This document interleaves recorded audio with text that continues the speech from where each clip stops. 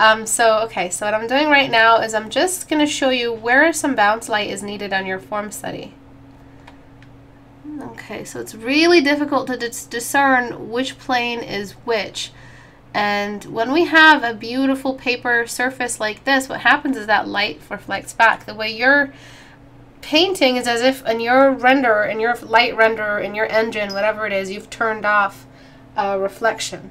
So it's like you didn't have any way to process that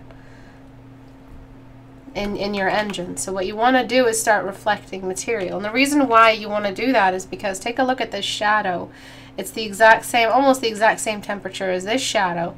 And this one is in between this plane and beside this plane, and then the inside of this plane, inside of this half. Is that a spool? Would you call this a spool? I'm not really sure. Believe it or not, I'm very ESL. So right here, this surface and this surface are going to reflect on and diffuse this shadow on the inside here. So that's step one.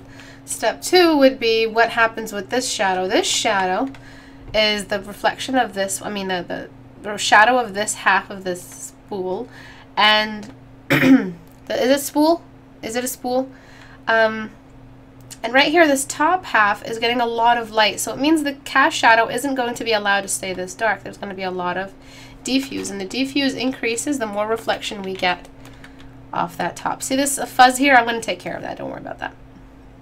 Okay, and then we've got this part here. So select, inverse, and it's reflecting on, so this floor is reflecting on the bottom of that spool. I don't know why my brush changed. Okay.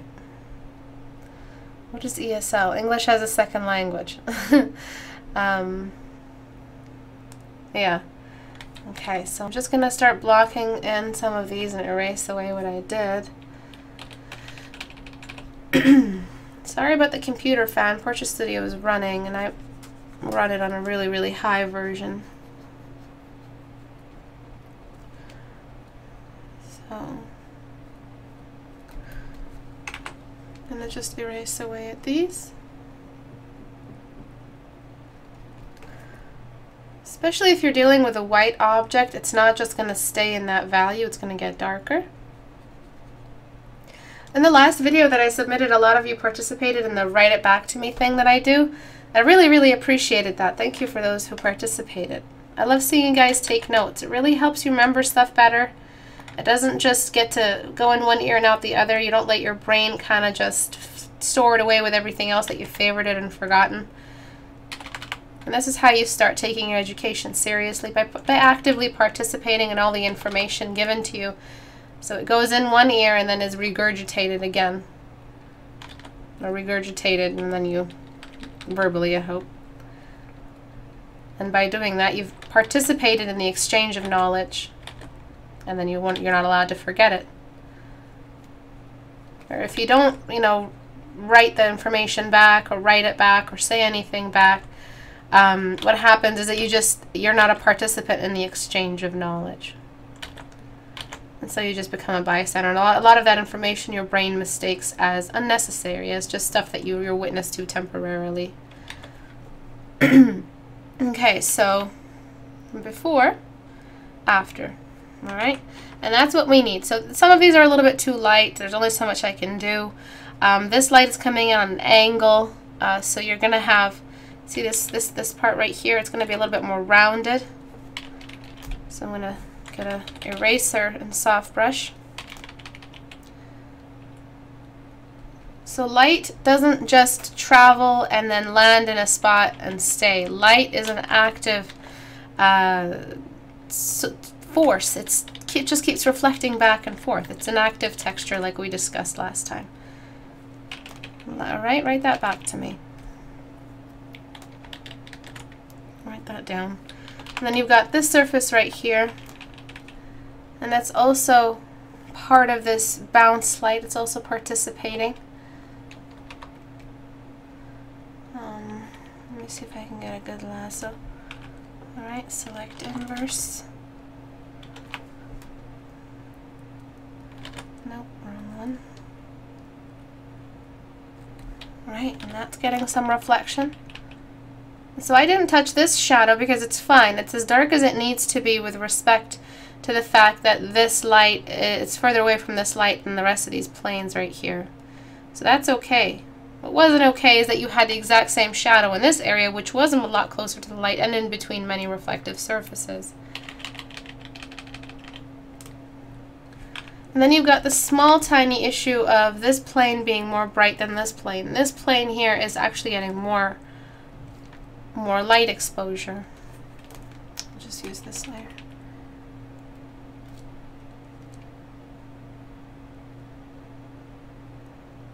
Okay.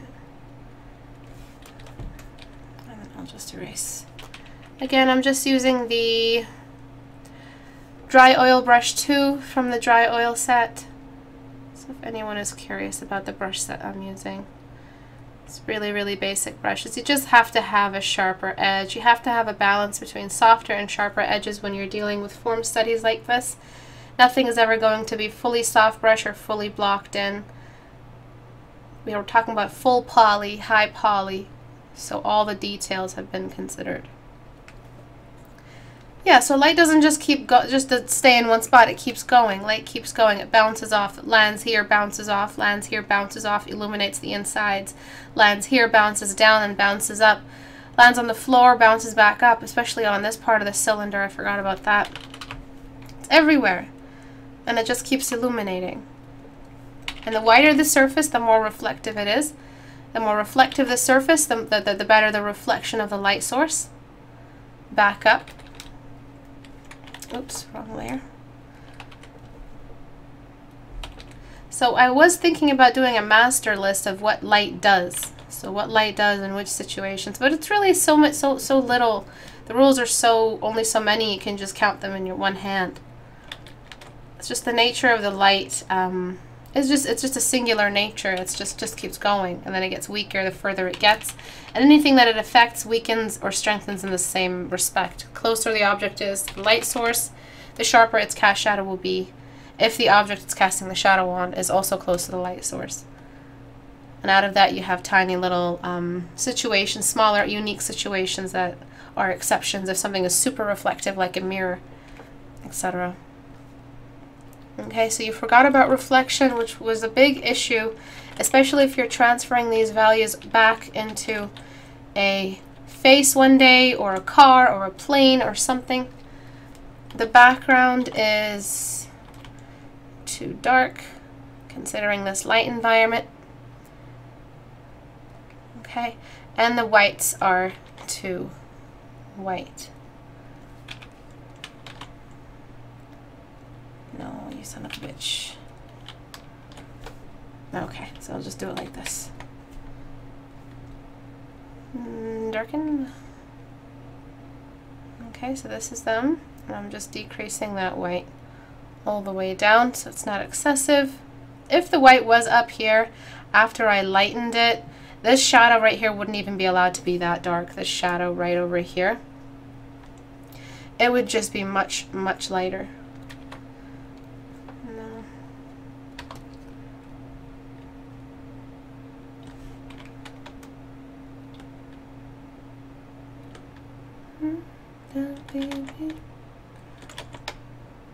So I shouldn't play songs before my videos, and then I start singing.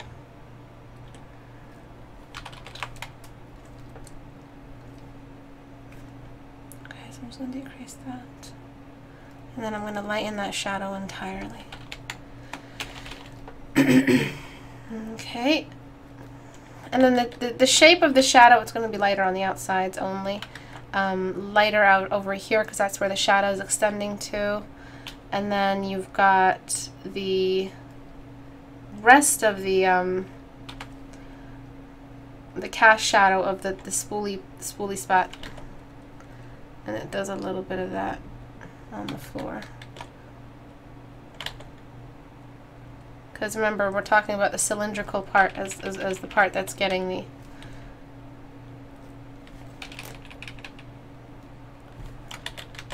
cast shadow.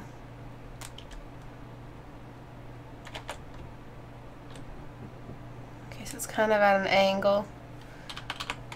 And then this area here I feel like would be flattened even more.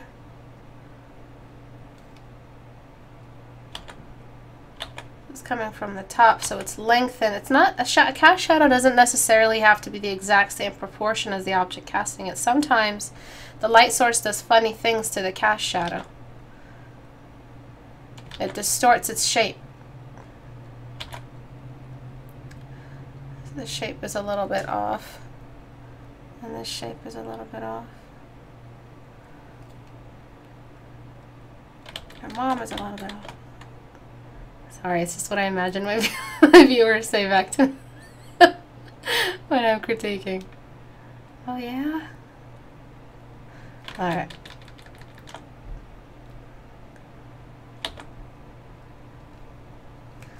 Okay, so before, after, it was just a big blob of a shadow.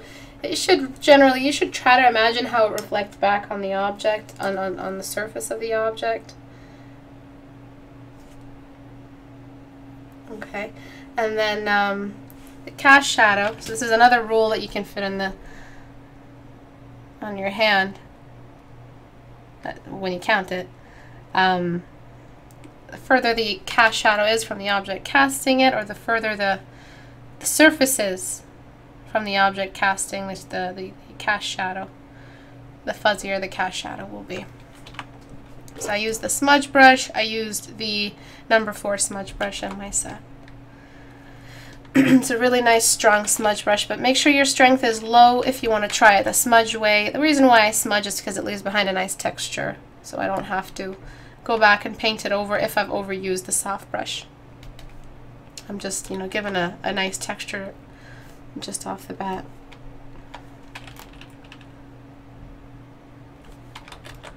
If that's the right way to use that saying. I don't think it is. Like I said, I'm very ESL in these ways. The cast shadow is still bugging me like a lot.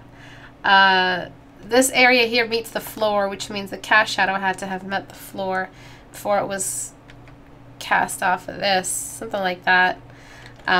Wherever the floor is met, wherever it meets the floor, typically that's where we get the cast shadow. But this met the floor and then it cast away, so it means that it had to have been a bit more flat. There's only so much I could do. It kind of looked right when I did this. It does have to be straight because the light source, even though it's at an angle, it still seems to be perfectly symmetrical. But this one is perfectly going straight this way, right along that halfway point between the two hemispheres of this half of the spool. And then we've got this one, which doesn't do it symmetrically like that. It's at an angle. So that means that it's more towards this side. So in fact, the light, if it was a laser, it would have done this on this half. So it's pointing in this way. Oops. Pointing in that way. But there are also many conditions, and the specificities I'm discussing right now there's no one that's going to come in with a camera that measures whether or not you did the lighting perfectly. As long as it looks right, you're good. And it takes a while for it to look right. You do have to understand the fundamentals. So that's not saying that you can just get away with any kind of lighting. As long as it looks generally right. If you have some like glaring errors, then we have to correct those. But as for the exact kind of shadow on the floor, or the exact degree and tilt of each shadow here, no one's going to give a damn. It looks right, and that's all that we want. So remember, after a certain point, it's just a matter of what looks like it's accurate. And that's not, that you still have to work for that. But it's not extremely scientific accuracy. It's not rocket science where you have to be, you know, accurate to the last degree. Okay, let me see the comments. Alright, let the shadow hit the floor. Careful with how dark you're going. This is a dark light environment and you're using extreme contrast. This is going to set you up for the worst kind of transfer from grayscale to color in your portraits. It's setting you up for a lot of failure. So please take it easy with your values. There's no call for this level of contrast. There's no reason why you should be studying this kind of dark environment before you studied enough of these midtones. In fact, more happens in the midtones.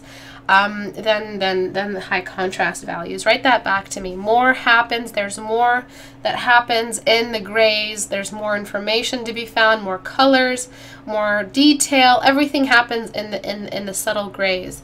And not a lot happens under white, and not a lot happens under black. All right, so I'm going to close that.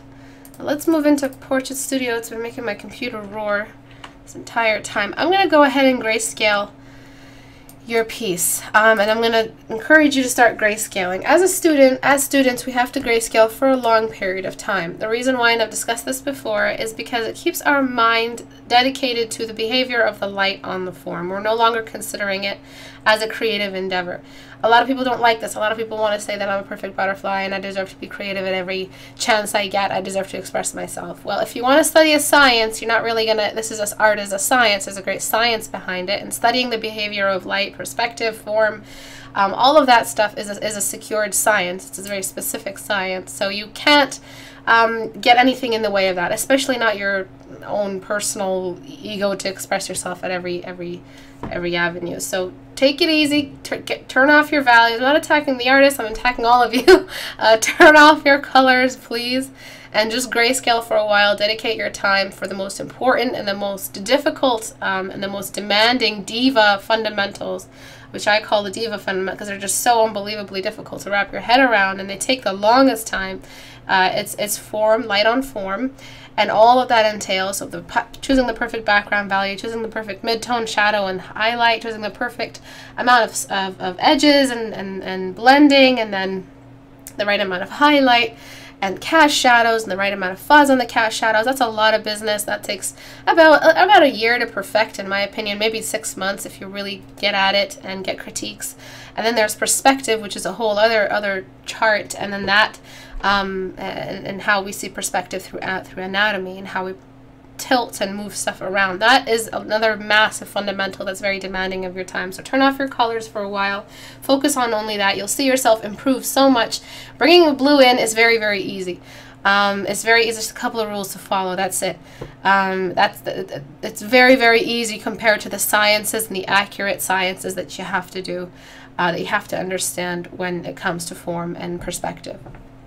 So that said, let's take a look at this lady I have not yet named. I wish I had named her. Okay, she was dancing earlier for us. All right, so just take a look at what happens here. First of all, I'm going to go ahead and use that trick I showed you guys last time. Remember that trick when I just turned off the girl's face? I covered the girl's face up. So I'm going to go ahead and cover this dude's face. All right. And I'm going to keep it uncovered while I go to Portrait Studio and discuss a little bit. Portrait Studio, you can get it on my website, by the way, for those who are curious.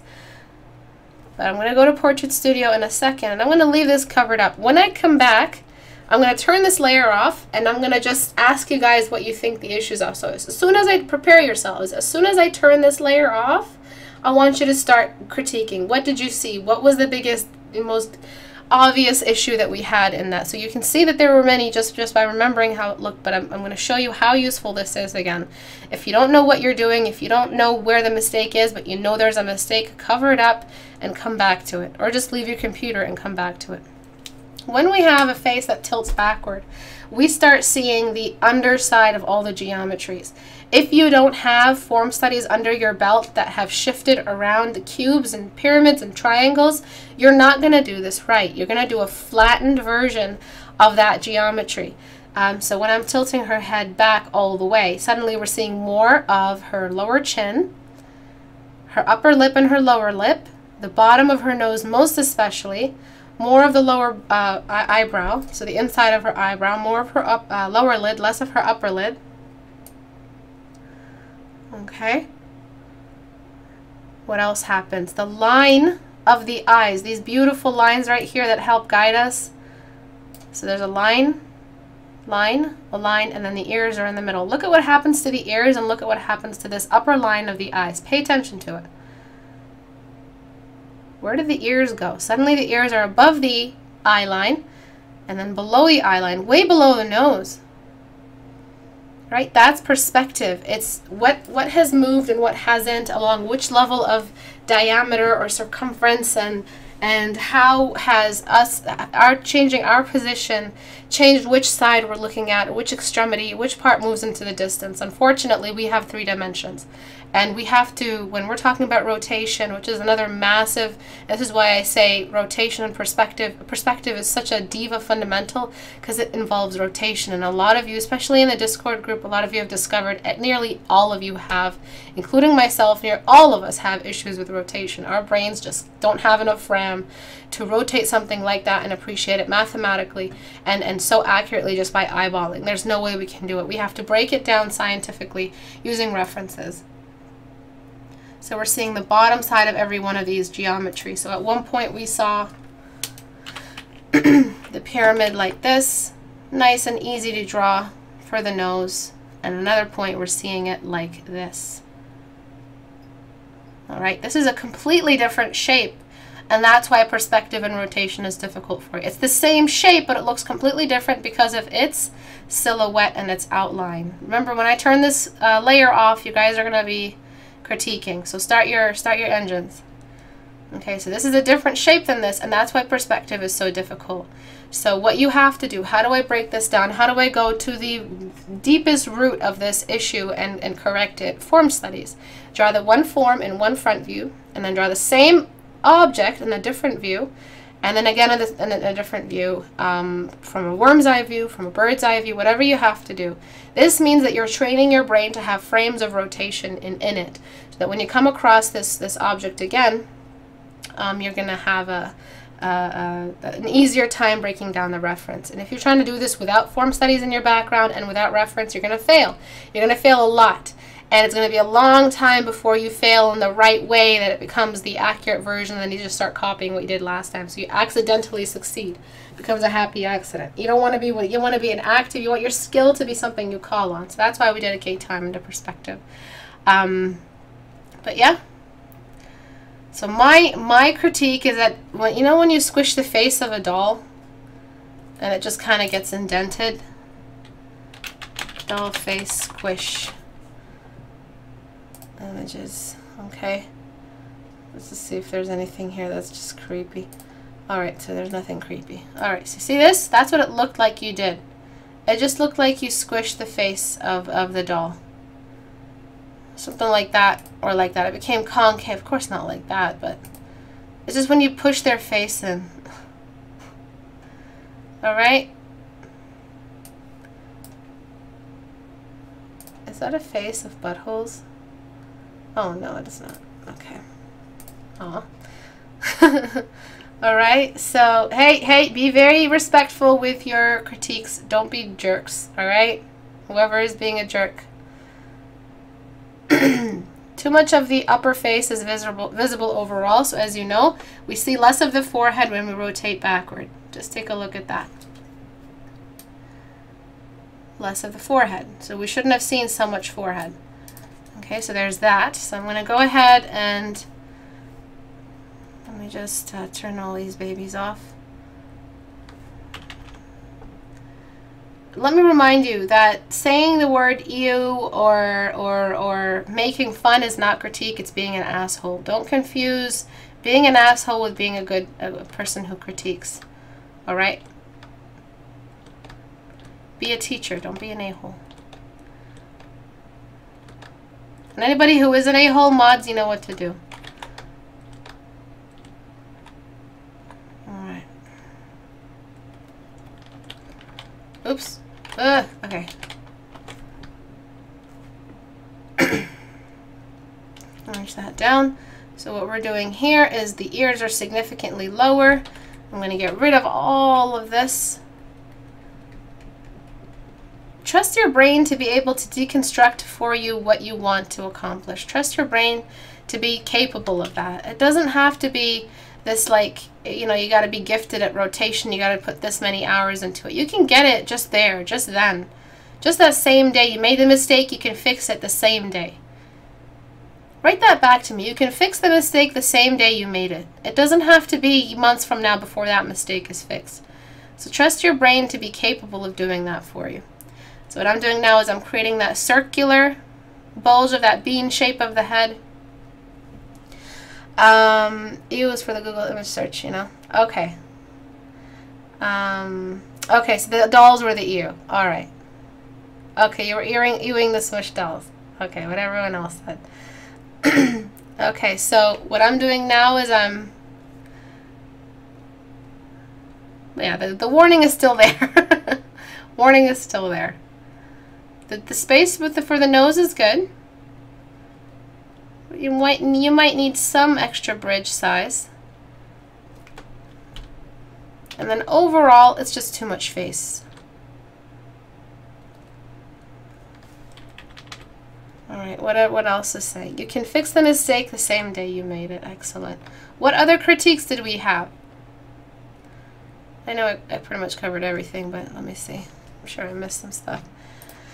It's like the facial features are tilted up, but the chin and hair are looking straight on. The chin and head are looking up because look at how low the ear is, so that's looking fine for me. It was the face that didn't follow along. All right, so before, very low. Just by removing some of the forehead, you've already fixed a massive issue. You can fix the mistake the same day you made it. You just have to deconstruct it. Corner it, you know, have a bro down. Have a bro down, you know, just corner it in a parking lot and just figure it out. I promise you, you can. How much of the chin is visible? Okay, so you got that check. What's the relevance of the ears compared to the eyes? What's the distance of the nose? How much of the geometric anatomy of the nose, which is that pyramid shape we looked at time and again from Bob and Steve, may God curse their names, to the latest nose video, that pyramid shape, how much of the lower part of that is visible? How about the lips? Are the lips very far from the nose? Is the nose far enough from the rest of the face, rest of the eyes? So I would move it actually just a little bit lower. The nose feels just a little bit high. Feels like it's an extreme perspective. So this is when we have like this. This is extreme perspective. So the nose was right here. The head was right here. Let me tilt this baby this way. So the nose was right there. And the head was right here. The eyes were down here, and the mouth was up there with the nose and really, really close. So you had about 3 different up view perspectives, or like downward worm's eye perspectives, up view. All right, and I'm just going to lower the mouth just a little bit more. The mouth, the nose, the ears are lower than the nose, but the mouth is probably at the same line or lower. Okay. So what are we doing here?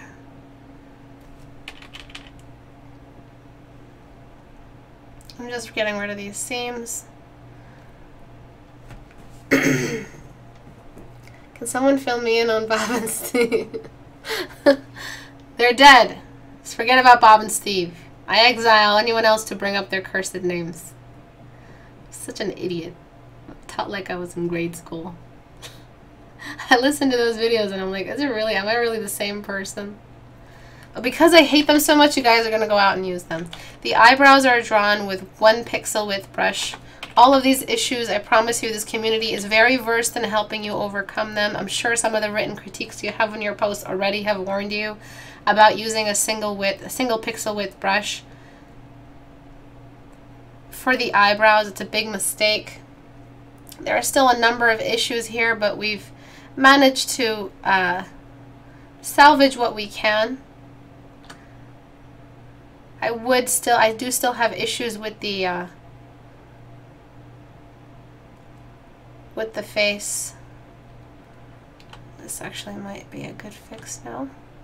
The face is also in 3/4 view, so let's take a look at Portia Studio again.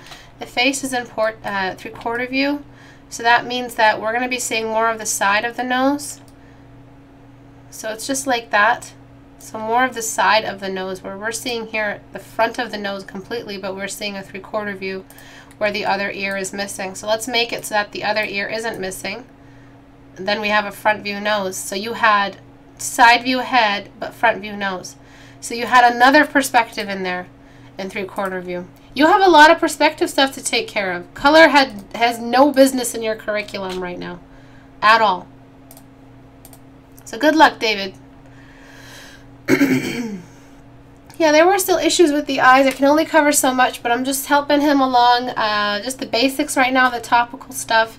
And then we'll hopefully that once he irons that out, grayscales his work, goes into like a more thorough, aggressive challenge type format for his curriculum. I'm sure he'll iron out all the rest of the other specific issues we had.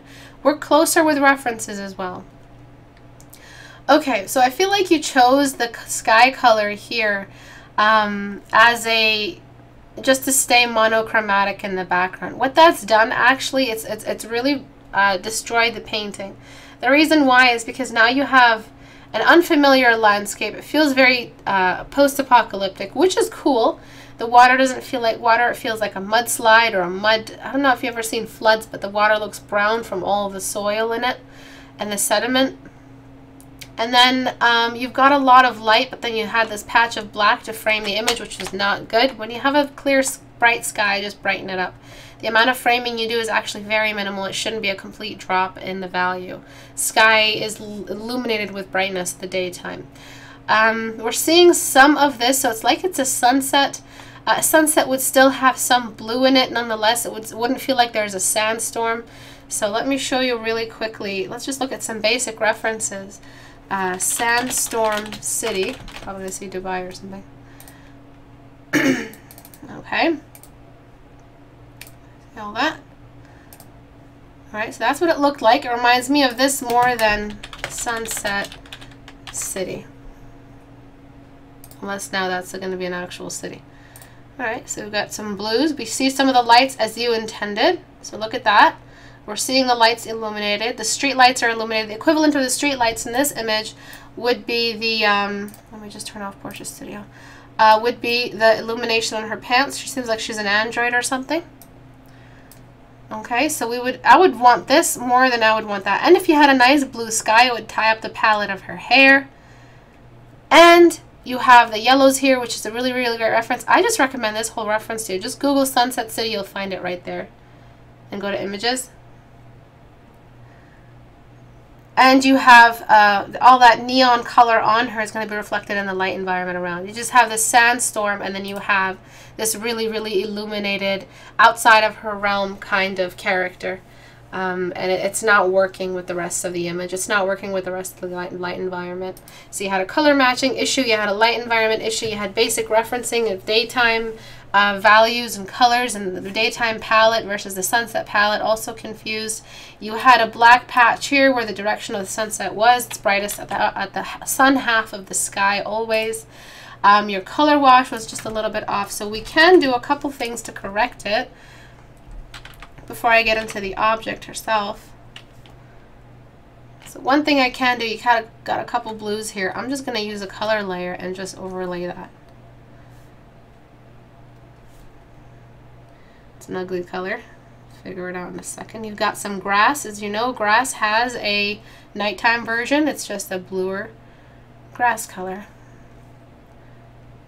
Right there. Okay.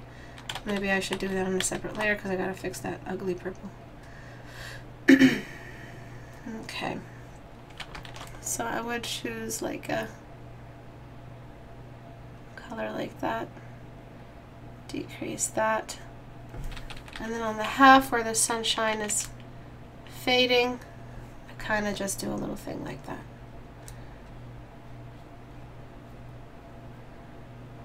And it needs to be very, very bright where that sky is dimming. So, I mean, where that sun is dimming, wherever the sun half is. And it just needs to be brighter. Alright, so let me see what I can do really quickly.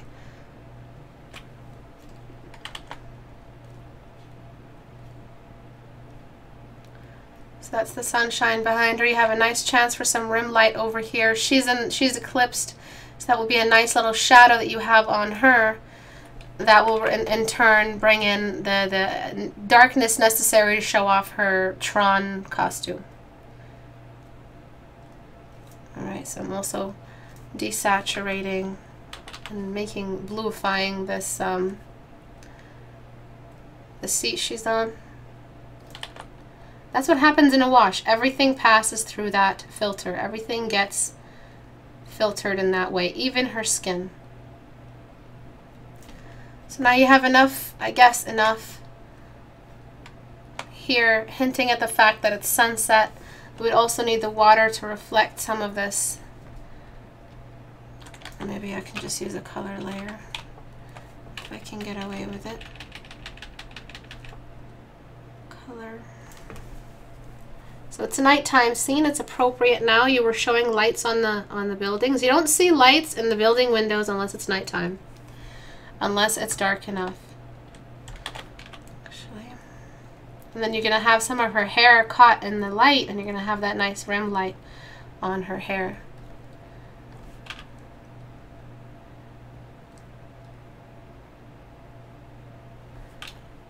Oh, okay, I'll just do it this way.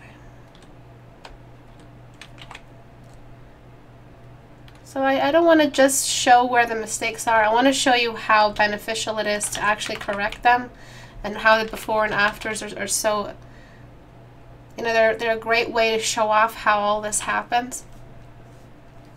And then you've got the glare. So the fact that this shines right through the object. It doesn't shine through the object, it's just the glow back. And then once I darken her just enough, moments like this, I like saying, I love my job, because when I get to, like last time you guys saw the way I worked with the fire, I just love light. I just love light.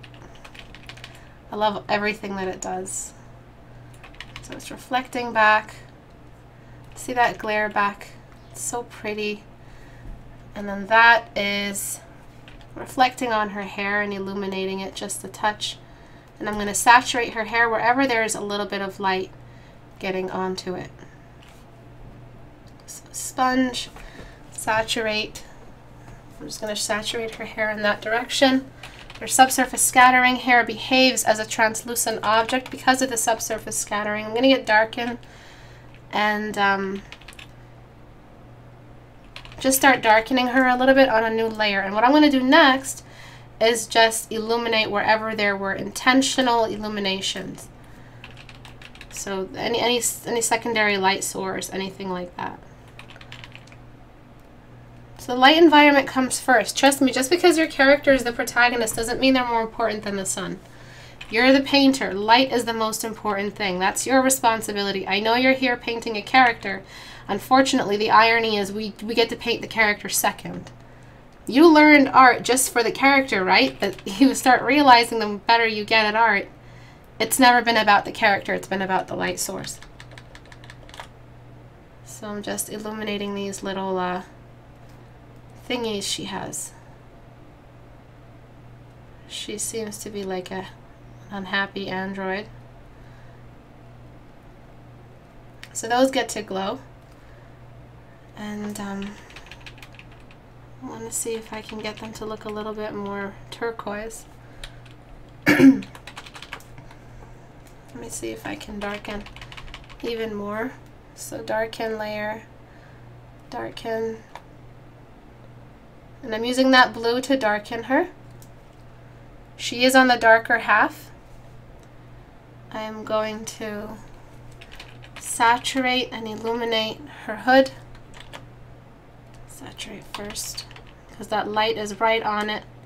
And there's a bit of subsurface scattering on her hood, on her clothing, in her hair, a little bit of reflection on her metallic arm. No, that's not accurate. Just on the farther side. These little, I don't know if these glow. They probably do. So I'm just gonna let them glow. And then finally her eyes. They seem like they have their own glow as well. And then you've got this hair right here, which shouldn't be there because you've used the same width brush to show off this weird little android decal thing. So I want to get rid of that.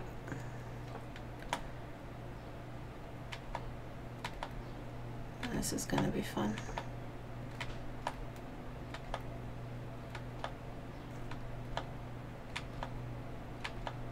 Sorry, just wait it out. Alright, so yeah, you needed that hair there, but it was kind of getting in the way with the rest of the image.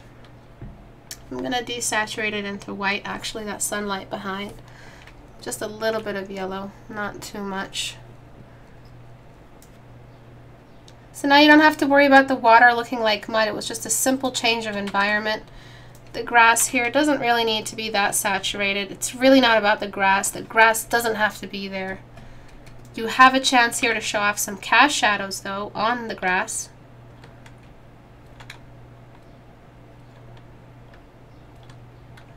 Oops.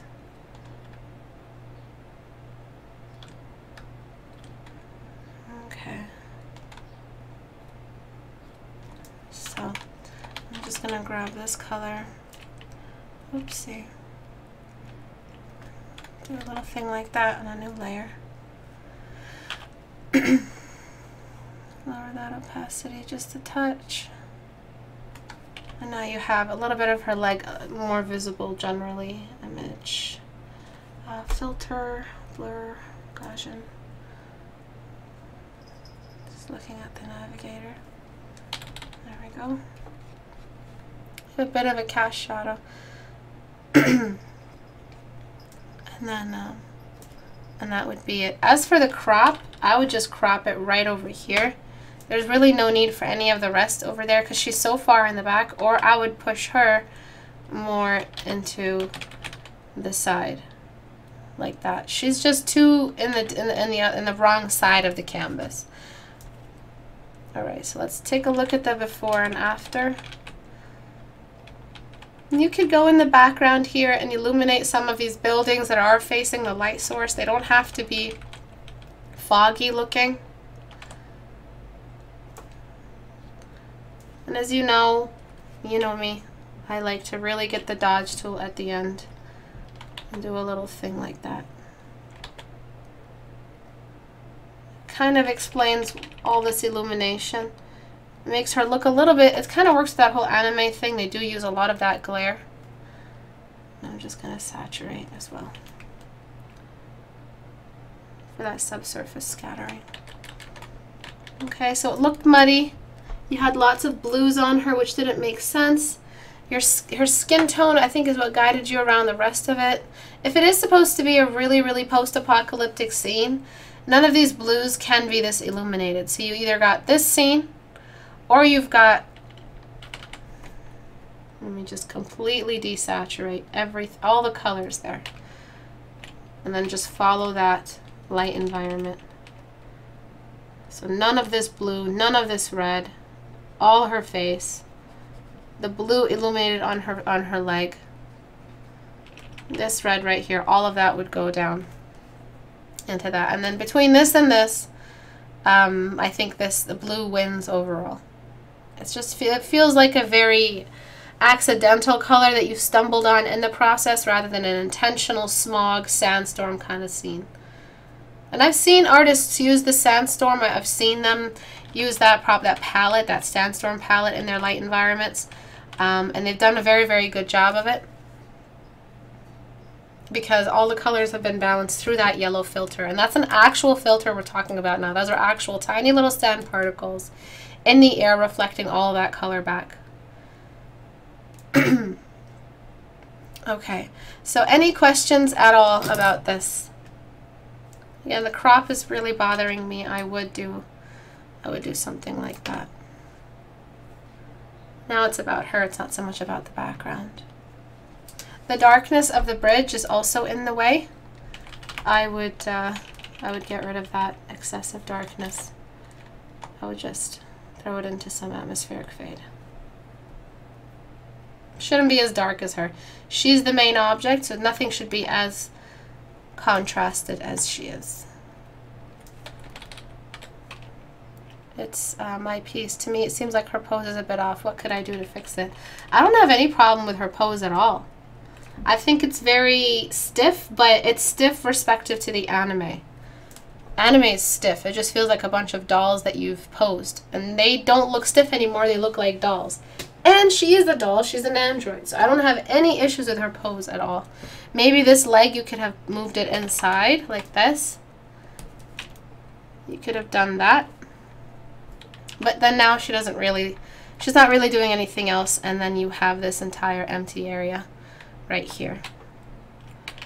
So I think where you are right now is okay. I think if you did this, it'll feel a little bit more organic, less posed, but it's your choice. I like both this and the other one. Any questions? Thank you. You actually fixed what was bothering me. You're very welcome. Does the bridge's placement interfere with the composition? Not so much. I don't see it as a big issue. In fact, it does a bit of a job of framing her face, the way you see that in classical art. They use window frames or any nearby picture to frame the most important object or the focal point or the zenith of the line of sight. What I recommend you do is bring in a secondary light source somehow, somewhere. She must be looking at something. Maybe if there's a neon light and you're just showing off the neon lights of the bad side of town or something like that. Something that looks a little bit like this. So like the red light district colors, Sin City colors. Something like that. Just to show the nearby glow of like of nightlife. I would do something like this. But there's only so much you can do before you're inferring instead of actually rendering. Your placement right here, it just seems like a serene scene, and you have this just city behind her. So there's not much else you can do other than fix the light environment issue that you had. Okie dokie. Okie dokie. Let's close that up. Istebrak, thanks for reading my comment a few streams ago. It really made my day. Does that line between her arm and her thigh bother you? Which one is that? Which one? The line between her arm and her thigh?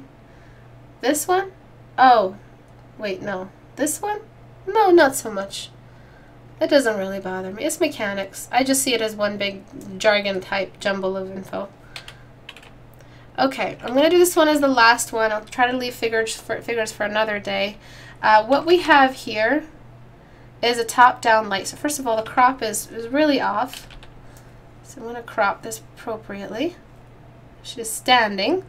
So the canvas should be standing with her.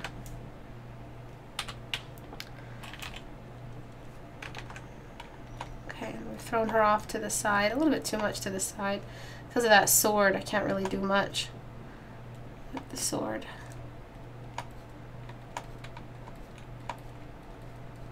Okay, so what you did, in fact, I'm just going to go ahead and do that. And what you did was the light was coming from the top down, but you illuminated to the upper half, and the cast shadow is moving in this way. This means the cast shadow is moving from a light source that's not this way. The cast shadow will be further off. The cast shadow is really close to, almost right above the sword. So it is coming in from an angle, but it's more like this way. So that means the top of everything around here gets illuminated. So your cast shadow was just a bit off. And I'm not sure why you decrease the reflectivity on the sword. It's a reflective mirror-like object, so it needs those extreme reflections here on it. Just like you have on her shoulder. And you're running the illumination all the way up her arm. Unless her arm is reflective as well, we wouldn't see this much brightness on her arm. If her arm is fabric, it's not going to come anywhere close to the amount of illumination seen on the sword. Alright, and then we have the top of her shoulder pad, which isn't getting any light at all, even though the top is top-down light. That's a problem. So I'm going to fix that. The top of that needs some illumination. And it's just one of those rare areas in the body where we have a real square, like a real present square. And that's the top of the shoulders. It's just like a, you know, a tabletop. Okay, there. It's a nice chance to show off form where you need it.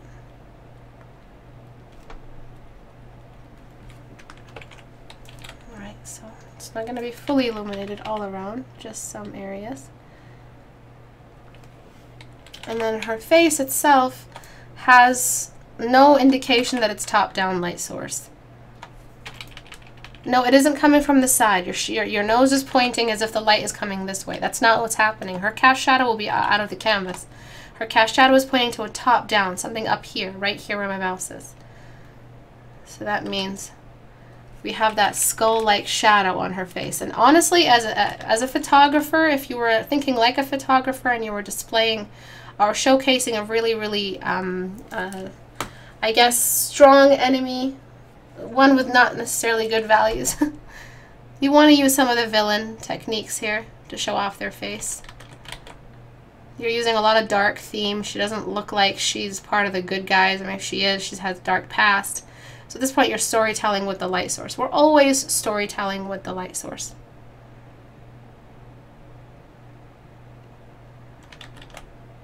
So we need way more shadow on her face. This half of her head, completely in shadow. All this half right here. There will be illumination from the top down, but you're showing way too much on this half. And then you've got a frame right around her breast area, and you've used really, really rudimentary shades here around the breasts that don't really treat the breasts as a unit. What you've done is you've drawn a symbolic cleavage, which is the basic Family Guy this. Alright, what you want to do is show that this is a sphere with contours on it, and this is a sphere with contours on it, and this one is casting a shadow on this one, so we have a bunch of shadow here. And this one has its own radial shades, and then this one has its own radial shades. So we're going to copy this exact graph to render these boobs. And it's going to be really, really fast. Just really, really well-placed values and quick rendering. So I'm going to get a base tone really quickly, figure out where my edges are, and then I'm going to start rendering the first one with radial tones. And then cast some shadows off the hair, anything nearby. And then start by casting the first shadow off the first breast onto the breast nearby. So if it's just form studies, that's it. And then I'm going to radially build up this one. Boobies! It's not that hard to break down a form structure if you think about contour lines and what's in front of what. Of course, we need a little bit more detailing here, but we're generally done the biggest choices. This zoomed out in the painting. We've managed to render more than we've ever done with any symbol ever. So you drew that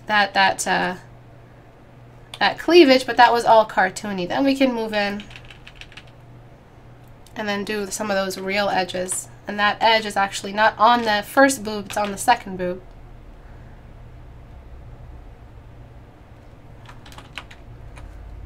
Instant boob. Boob in a can. I don't think I did that right, but whatever. I don't have time. Alright, so I'm just going to blur that.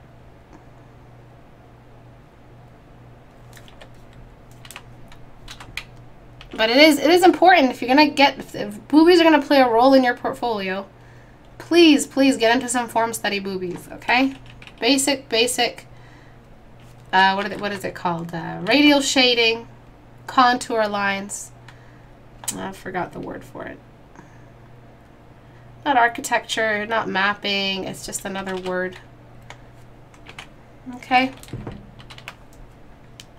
Half this boob is going to be a little bit darker. I'm just going to use dark and light. That's not going to help. I'm on a different layer. Okay.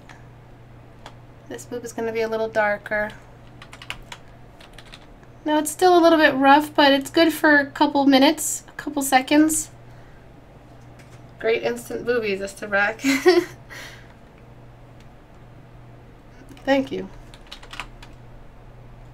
Alright, I'm just going to throw some more illumination right around here.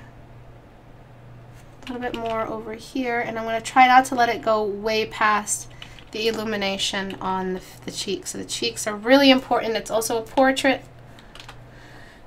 But you see what I did here? This is what it's all about, just figuring out the contours. What do you need to do first? What's in front of what? What's the most important feature of the form structure that's currently being rendered? Okay? Yes, do some boobies. Do some form study boobies, all right? You'll get better at boobs, then you'll get better at shoulders too, and arms, and it's just all one big cylinder. It's all the same patterns, the way values grow, the way values advance. It's all going to be the same signature. It's all radial.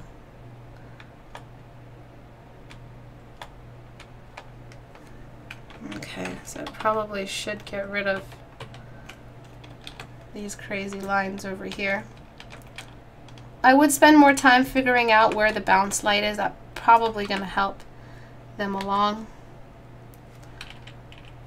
So there's a lot of metallic stuff nearby. There we go. League of Legends boobies. Just some bounce light did the trick. That's about it. Flatten the image.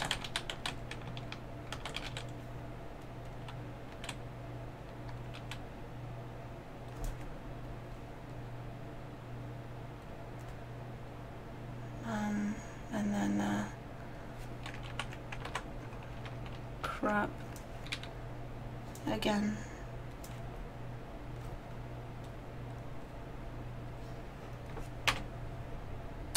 No, you son of a bitch. Oh yeah, I'm good. Before I cuss myself out. No, I'm not good. No. Ah, okay, I did it wrong. I thought I was gonna be able to erase and get the background and get rid of these sketch marks, but I guess not. Stupid, gotta do the work manually. Stupid. Alright. Any questions? I'm gonna do some more reflection, and you can, you know, mess around with the little spotlight just over here. It's not gonna hurt anybody. Just a little indicator of the kind of light source and the direction of the light source.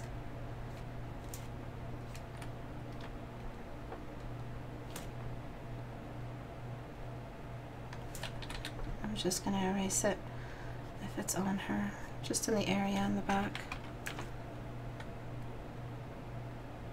And then of course there's that metallic reflection and the glow back on her armor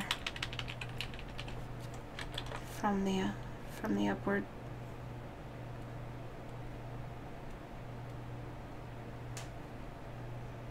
It's just the face was very, very low contrast compared to the sword, and I'm trying to introduce values onto the face that are similar to the excess contrast you have everywhere here, which is getting to be a little tricky.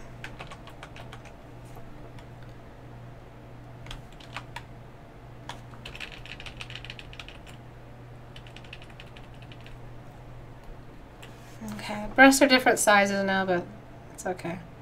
So where you were before, and then after, a little bit more form does the trick. Alright, what do you think of the other shoulder, the one in the dark? How would the metal behave there?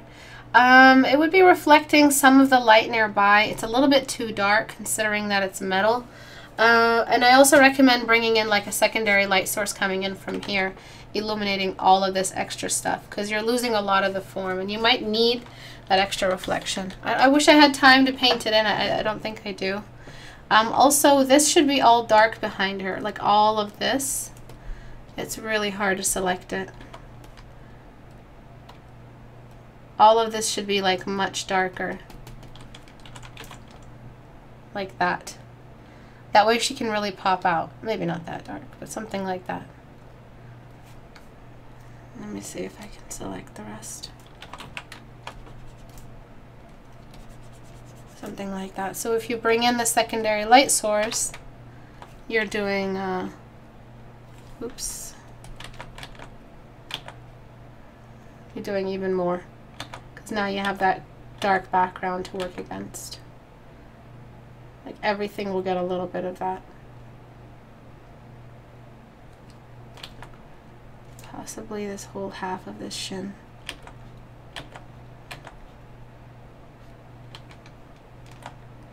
This half of this shoe.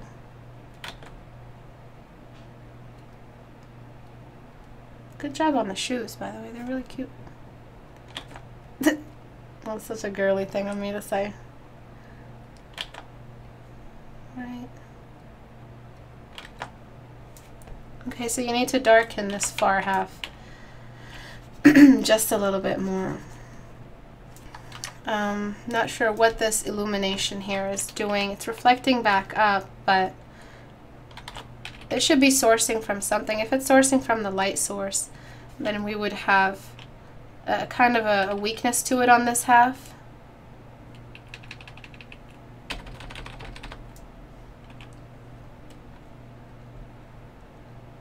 Did it smudge or not?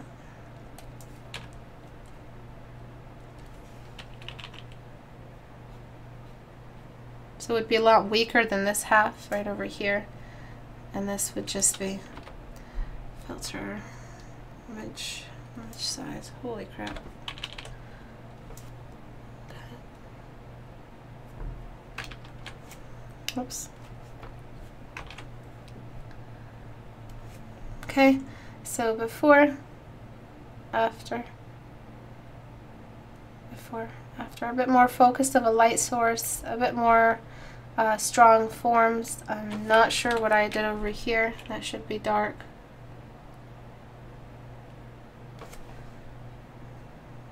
Okay, I would work some more on the face. The face seems like it has its own kind of light source on it.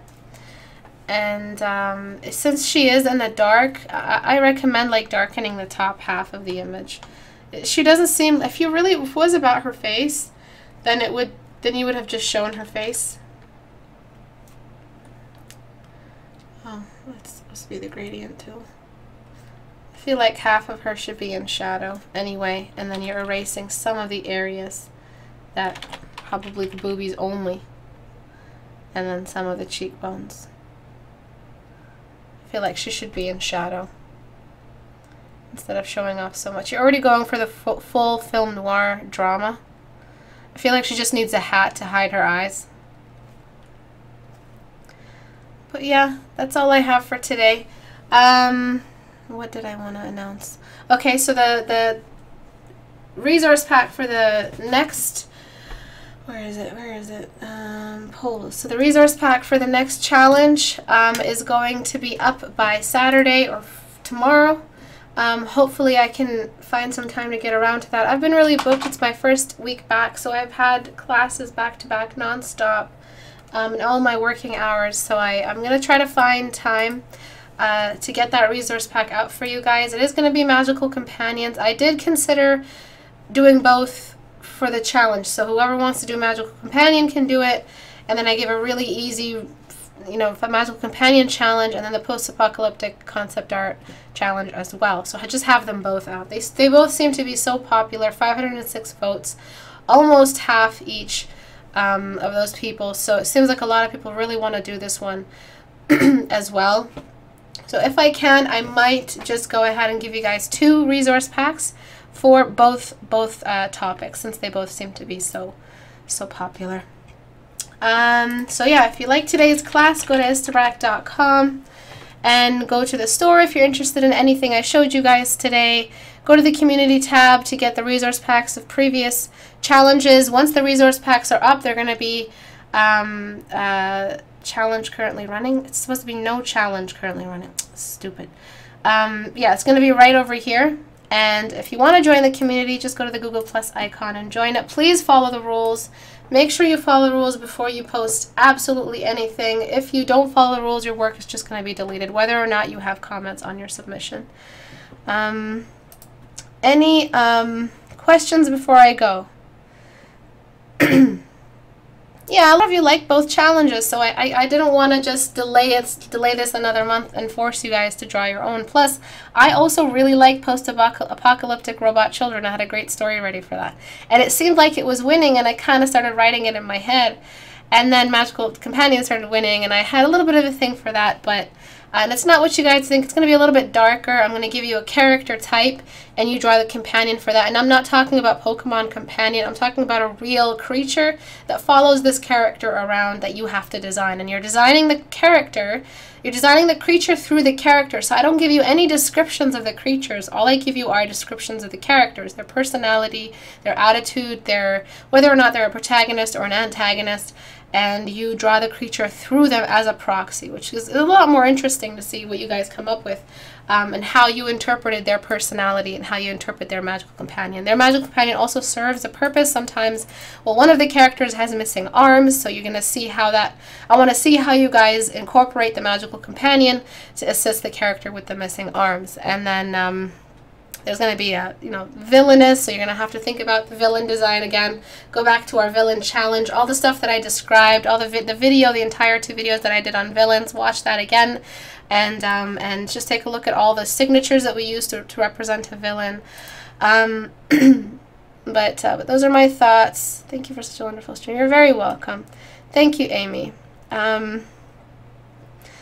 Can we post pre-challenge pieces for community in the community? Of course you can. I'd love to see what you guys do now. I'm not going to critique them as I do in the challenge critiques, those dedicated themes. But if I do have time, I'll probably just look at one. Yeah, if you guys want to do like another floral humanoid, please feel free. It was a great topic. We had so much fun designing those humanoids. And you have my critiques up already for all of those challenges, so you know what I expect out of them, so you can design around my critiques of other posts. Can we still do 14-day challenge? Of course you can. There's no stop to the 14-day challenge. Start it and end it whenever you're ready. If you do both themes, will it be a longer deadline, this challenge? I want to do both challenges, but I don't know if I can do it in just 3 weeks. No, you choose one and you do it. I'm not going to run it for 2 months. You just choose one of those 2 and then do it. Don't try to do both. I want you guys to focus on one of these posts at a time. Remember, all of these go back into your portfolio, so you want to give it your all. Drawings for critique should be sent to Facebook or the Google Plus community. I sent on Facebook, but I'm not sure if I did it right. Please don't email me questions regarding consultations for your portfolio. Anything outside of private tutoring should not be used. You should not be using the form submission outside of private tutoring. If you had to go to private tutoring and you submitted a little blurb asking me to look over your portfolio and write up a full like 1,000 word review of your portfolio, I'm not going to do that. I'm so sorry, I don't have time for that. I wish I did. I used to have time for that stuff, but I don't. These hours are pretty much the only thing I can do. If you have serious questions about your portfolio, the community is there. That's why I created it. The community is there for those who are a little bit astray and want some guidance. If I can find your post and have time to write something up for you really quickly, I will. I do not give email consultations, so please don't request some there. I do give private tutoring. That's a whole other world on its own. I don't take submissions through Facebook, so please stop sending me submissions through Facebook. I only take submissions out of the Google Plus community. I hope all of you guys understand why I need to do it that way. It's a little bit more organized for me, and I don't give anyone special treatment or special attention. Everyone is the same in this community. It just depends on the theme available. You can't kind of like go behind the community and get in first in line for the next queue by requesting it through Facebook or email. You just submit it through the community, and if it follows the theme and is respective to everything we've been talking about, then I use it for the critique hour. Okay, so goodbye everybody. See you guys on Tuesday. Bye.